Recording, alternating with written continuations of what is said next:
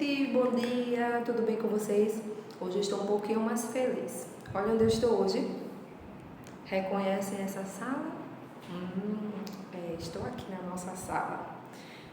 Eu sei que estamos todos com muita saudade, né, da nossa rotina, de voltar ao nosso dia a dia, nossa correria, mas enfim, vamos continuar nos guardando, ficando em casa, sem muito abraço e beijinho, né? Principalmente nas pessoas mais idosas.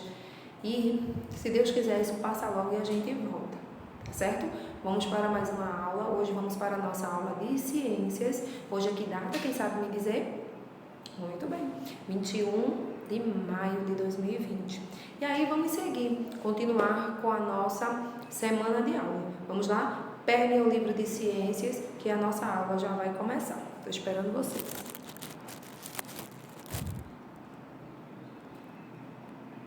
E aí, pegaram o livro de ciências? Vamos lá. Peguei o meu. Hoje nós vamos dar continuidade ao estudo dos recursos naturais, que nós já iniciamos nesse capítulo 3 do livro. Na verdade, desculpa, no capítulo 2 do livro.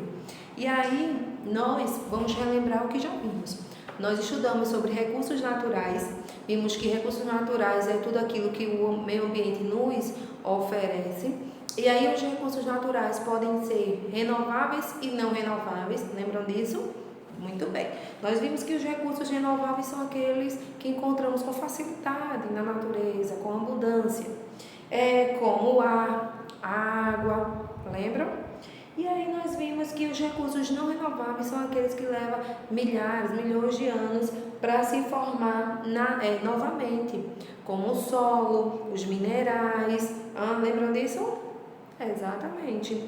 Depois, nós iniciamos com o primeiro recurso natural, aqui no livro, que foi o solo. Nós vimos a formação do solo, nós vimos os tipos de solo, nós vimos bastante coisa sobre o solo, a utilização do solo, os fatores que modificam o solo, né? E aí a gente viu também, depois do solo, a gente viu a água, que é um outro recurso natural. Nós vimos que a água que encontramos no nosso planeta está dividida em água doce e água salgada. Nós vimos que a maior quantidade da água do nosso planeta é salgada, portanto não é potável, não é própria para o consumo. Nós vimos os estados físicos da água, sólido, líquido e gasoso. E nós vimos a mudança, o nome que recebe quando a água muda de um estado para o outro. Vocês estão lembrados disso, não é? Ok. Nós vimos a utilização da água, para que utilizamos a água. Demos alguns exemplos aí. Nós vimos a água que bebemos, que ela precisa ter 3 características essenciais. Ela precisa ser incolor, inodora e insípida.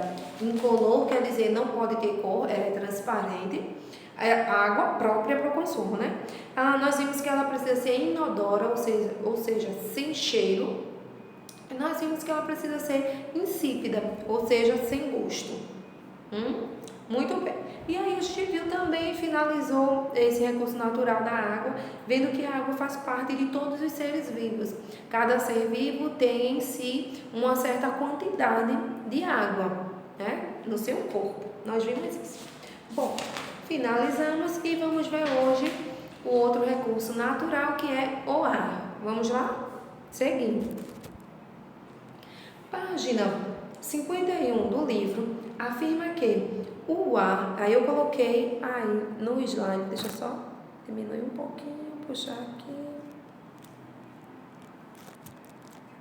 Muito bem. E aí ele diz que em volta de todo o planeta está a atmosfera, que é a camada formada por diversos tipos de gases, como o oxigênio, o gás carbônico, o nitrogênio e o vapor de água também. Então, se você observar essa imagem que está na página 51, ela mostra a atmosfera, que é a camada. A gente pode resumir dizendo que a atmosfera é a camada de ar que envolve o nosso planeta, que envolve o planeta Terra. Então, nessa camada de ar, existem diversos gases, porém, os principais são esses que a gente colocou aí, que está no livro. gás oxigênio, gás carbônico e o nitrogênio e também o vapor de água. Desculpa, gente. Aí no livro ele traz falando um pouquinho, resumidamente, né, sobre cada um desses 3 gases principais da atmosfera.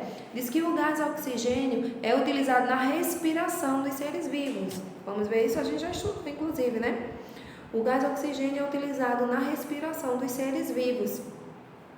O gás carbônico é usado pelas plantas na fotossíntese, ou seja, na produção. Lembra que a gente viu que fotossíntese é quando a planta produz o seu próprio alimento? Ela utiliza o gás carbônico que nós, seres humanos, liberamos. Nós liberamos o gás carbônico e inspiramos o gás oxigênio, certo? Fazemos essa troca com o meio ambiente. E a planta já é o contrário, ela absorve do ambiente o gás carbônico e faz como se fosse uma limpeza nesse gás, né? E ela libera o gás oxigênio, que é próprio para o consumo dos outros seres vivos, tá? O gás nitrogênio é o gás que é encontrado em maior quantidade no ar, né? Na natureza. É o gás que é mais encontrado na natureza, porém, ele não é utilizado no processo de respiração do que a gente faz, né? A gente, os seres humanos, as plantas. Ele é encontrado mais no solo, né? Porque alguns micro-organismos que absorvem esse gás do ar acabam levando para o solo e aí ele é utilizado na vegetação, nas raízes de algumas plantas e alguns animais que vivem no subsolo, tá bom? Vamos seguir? Vamos lá.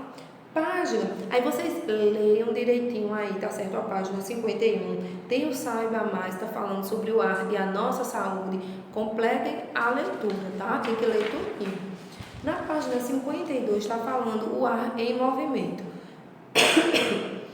O vento, tá aqui na página lá em cima, antes dessa imagem aí. O vento é o ar em movimento.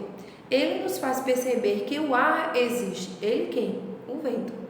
Ele nos faz perceber que o ar existe, já que não podemos vê-lo, mas podemos senti-lo. A gente não vê o ar, mas a gente percebe o ar por causa do vento. Os ventos são formados pela movimentação do ar, causada pela diferença de temperatura entre 2 locais. E aí ele mostra no esquema a seguir. Olha só, o número 1, ele diz que se determinada região recebe mais calor do sol, sua superfície ela é aquecida, assim como o ar que está mais próximo dela. Por isso que a gente diz que o ar que está mais próximo da superfície, ele é mais quente, porque a luz do sol, né, ela aquece a superfície, logo vai aquecer o ar que está próximo dessa superfície também. Número 2, quando o ar é aquecido, ele fica mais leve e sobe. Lembram? Observem aí a setinha azul e a setinha vermelha que a gente viu na aula passada. Eu falei para vocês que o azul lembra o frio, é uma cor fria, e o vermelho é uma cor quente, lembra o calor. Lembram disso que eu já falei, a gente já viu na aula de arte? Muito bem. E aí o número 2 diz que quando o ar é aquecido, esse ar próximo à superfície é aquecido, ele fica mais leve, quanto mais quente, mais leve. E aí ele sobe. Quando esse ar sobe, a gente vai para o número 3. Lá em cima, o ar mais frio e mais pesado, porque ele está mais frio, vai estar mais pesado, o ar mais frio e mais pesado desce para o lugar que estava o ar quente. Esse deslocamento de massas de ar forma o vento, ou seja, superfície aquecida, o ar que está próximo dela também é aquecido, fica mais leve, sobe, aí lá em cima ele é resfriado, né? Tem o ar que é mais frio, e aí ele desce, porque ele fica mais pesado, o ar mais frio, mais pesado, e aí ele fica fazendo esse movimento. E é justamente esse movimento do ar quente subindo com o ar frio descendo que vai dar origem aos ventos. Então, o vento nada mais é do que o ar em movimento, tá? Resumimos assim, o vento é o ar em movimento, ok? Bom, Continuem a leitura aí na página 52, no Saiba Mais, que vai falar sobre os ventos que podem destruir, furacão, ciclone, tá? Complementem a leitura aí, não deixem de ler não. Seguindo, nós temos na página 54, nós temos sobre clima e tempo. Clima e tempo. Qual é a diferença de clima e tempo? Sabe dizer? Não? Pensem aí um pouquinho, antes de olhar para o livro. Clima e tempo. Vou baixar aqui para poder não ficar na frente. Vamos lá? Então vamos lá. Tempo é uma condição que pode mudar de uma hora para outra. A gente olha para a janela, né, para o lado de fora, e diz assim, como é que está o tempo hoje? Aí o tempo de manhã pode estar nublado, mas à tarde pode chover, ou à tarde pode o sol aparecer. Então o tempo é uma condição que pode mudar de uma hora para outra. Tanto faz estar nublado, como de repente o sol aparecer, tá? Isso é tempo. Já o clima é o conjunto dos estados, presta atenção, tá bem aí, é o conjunto dos estados do tempo em uma região durante um período. Assim sendo, clima é uma característica definida para uma região, enquanto que tempo é o que ocorre no momento. Como assim? O clima por exemplo, a gente diz que o clima daqui da nossa região Nordeste é um clima mais quente, porque na maior parte do tempo a nossa região está quente. Já o clima lá para a região sul é mais frio, porque na maior parte do tempo a região sul está fria. Então o clima vai ser justamente o conjunto desse tempo, na maior parte do tempo, né? O conjunto dessas mudanças, dessas variações. Então o clima vai ser o conjunto desses estados. Como é que o estado do tempo hoje? Está frio, amanhã frio, depois frio. Então a gente diz que o clima naquela região é frio. E o tempo muda, né? É momentâneo, pode mudar de uma hora para outra, ok? Complementem aí a leitura da página 54, observem as imagens que você vai entender bem direitinho, tá bom? Vamos seguir. Página 55 vai falar sobre a previsão do tempo, certo? A previsão do tempo é muito importante para diversas atividades que desenvolvemos, nós, seres humanos, desenvolvemos. E aí no livro diz assim, com ela podemos nos preparar no dia frio, né? No dia a dia, quando estiver frio, quando estiver calor. E aí a gente vai, quando a gente já sabe a previsão do tempo, a gente sabe se precisa levar guarda-chuva ou não. É isso? É claro que pode acontecer de, saiu hoje no jornal que ia chover o dia todo, mas não choveu, né? Eles raramente erram porque eles são pesquisadores, né? Estudiosos que estudam o tempo e aí utilizam satélites para verificar, né, a atmosfera e tal, e aí eles conseguem determinar o tempo direitinho, mas isso só com anos de estudos, né? E aí a gente, quando sabe, a gente ouve, a gente lê a previsão do tempo, fica mais fácil para a gente se deslocar e se preparar também. Diz assim, costumamos consultar a previsão do tempo para programar viagens, praticar esportes e etc. Conhecer as informações do tempo é essencial em algumas profissões. Como assim? Os agricultores, por exemplo, eles utilizam a previsão do tempo para saber que tipo de alimento a gente planta naquela região, né? Se é um alimento que consegue se desenvolver no solo mais encharcado, se aquela região for muito fria, com muita chuva, né, na maior parte do tempo. Se é um alimento, uma vegetação que consegue desenvolver com um clima mais quente. Então, os agricultores, eles utilizam muito a previsão do tempo nesse sentido. Outra profissão também, os pilotos de avião, né? De avião, de helicóptero, eles utilizam bastante a previsão do tempo, justamente para saber se pode decolar, se tem previsão de tempestade, e aí é melhor não ir para não provocar um acidente. Então, eles utilizam também muito os pilotos de avião. E também os comandantes de barcos e navios, né? Saber qual é o melhor horário, qual é o melhor dia para velejar, para navegar. Ok? Até aí? Vamos seguir.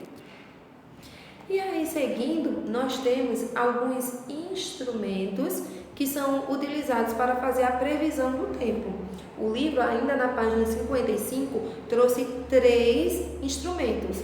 Quais seriam esses? Vamos lá? Tem aí a biruta, que ela vai mostrar a direção dos ventos, né? Como se fosse um cone, né? E aí ele fica posicionado e de acordo com a direção que o vento tá, é pro lado que ela vai tá estendida, tá balançando, não é? Tem aí também embaixo o anemômetro, estão vendo aí? O anemômetro ele vai medir a velocidade do vento, né? 20 km por hora, 100 km por hora, em que velocidade está esse vento. E aí, em alguns lugares que acontecem ventos muito fortes, eles vão determinar se as pessoas têm que sair da rua porque o vento está muito forte, né? Com uma velocidade muito grande. E aí é muito importante a utilização desses instrumentos para prevenir as pessoas. E por último ele mostrou o pluviômetro, que vai medir a quantidade de chuvas em uma determinada região. Esses 3 instrumentos são muito utilizados na previsão do tempo, tá? Pelos pesquisadores. E aí, entenderam direitinho? Tudo certo? Tudo ok? E aí então, vamos para a nossa atividade. Voltem um pouquinho. Nós temos a atividade na página 53. Vamos começar por ela. Coloquem aí. Página 53. Colocaram? Vamos lá. O primeiro quesito da página 53 pede para você ligar as 2 colunas fazendo a correspondência. Uma coluna tem que ter a ver com a outra, tá? Lê direitinho, é sobre os gases e a atmosfera. Você lê direitinho e vê qual é a definição para cada um. Segundo, o que são os ventos e como eles se formam? A gente viu, tá? E no livro vocês leram.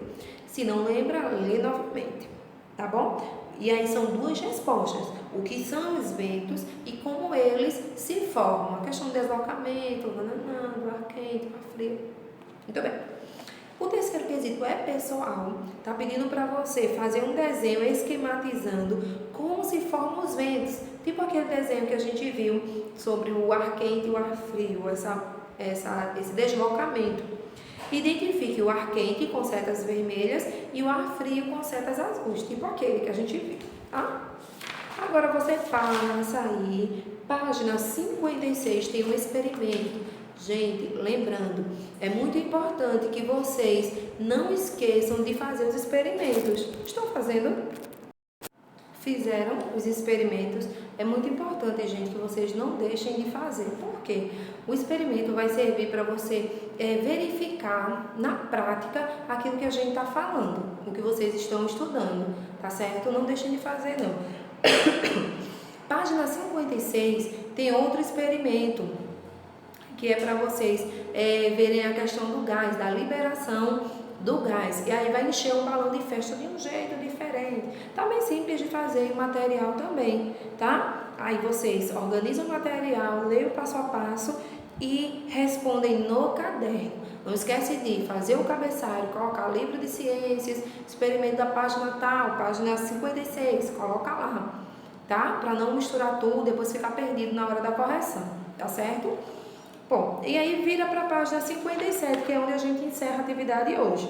O primeiro quesito da página 57 está pedindo para você identificar se a frase, né, cada uma das frases a seguir, fala algumas características do clima ou se é do tempo, tá? Por exemplo, letra A. Carlos procura uma região nem muito quente nem muito fria para iniciar uma plantação de uvas. Ele quer saber o quê? O tempo ou o clima?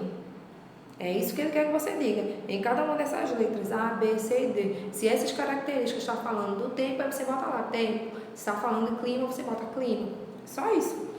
Segundo quesito. Em quais das situações a seguir é importante saber a previsão do tempo? Na letra A, na letra B ou na letra C? Só dando uma dica, tem mais de uma aí, tá bom? Marca o X dentro do quadradinho. E terceiro e último quesito, a resposta é pessoal. Ele pede para você descrever uma situação em que saber a previsão do tempo foi muito importante para você. Uma situação que você tenha vivido que você sabia da previsão do tempo, se preparou para isso, e foi muito importante você conhecer a previsão do tempo, saber a previsão do tempo, para poder passar por aquele momento, viver aquela situação, tá? Então é pessoal de cada um, tá bom, gente? Voltamos daqui a pouco com a correção. Fiquem com Deus, boa aula para vocês. Não esqueçam de ler o conteúdo todo, tá bom? Beijos, até daqui a pouco no vídeo de correção.